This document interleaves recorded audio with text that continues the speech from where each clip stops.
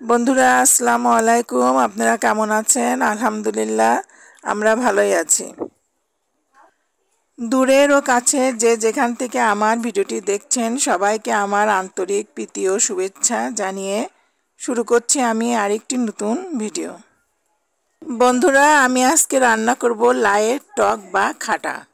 আগেকার দিনের মানুষেরা জমি থেকে চাষ করে এসে ক্লান্ত হয়ে প্রচণ্ড রোদের মধ্যে এই খাটাটা খেয়ে প্রশান্তি জোগাতো।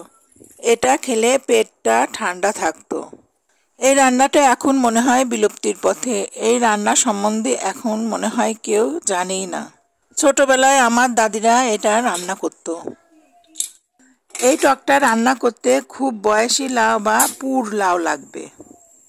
লাউটা সুন্দর করে কেটে বিচি ছাড়িয়ে ফালি ফালি করে কাটতে হবে।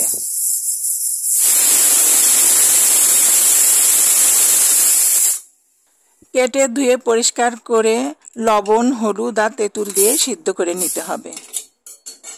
আগেকার মানুষরা পাতুলে সিদ্ধ করত, আমি প্রেসারে 3টি শীষ তুলে নিয়েছি।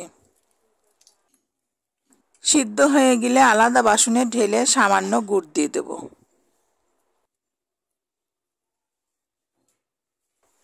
চুলায় একটা কড়াই বসিয়ে দেব। কড়াইটা গরম হয়ে গেলে দিয়ে দেব সরিষার তেল।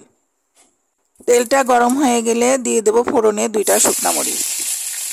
এখন দিয়ে দেব থেতো করে রাখা রসুন। রসুনগুলো আমি ভেজে কালো করে নেব। রসুনটা ভাজা হয়ে গেলে দিয়ে দেব কিছু পাঁচফোড়ন। এখন লাউয়ের টকটা আমি বাগার দিয়ে নেব। পাঁচফোড়ন দিয়ে কিছুক্ষণ আমি রান্না করে নামিয়ে নেব। বন্ধুরা আমার রান্নাটা হয়ে গেছে।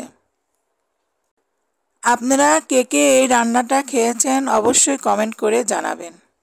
বন্ধুরা এভাবে রান্না করে খেয়ে দেখবেন, ভালো লাগলে লাইক কমেন্ট শেয়ার করে আমার পাশেই থাকবেন। আসসালামু আলাইকুম।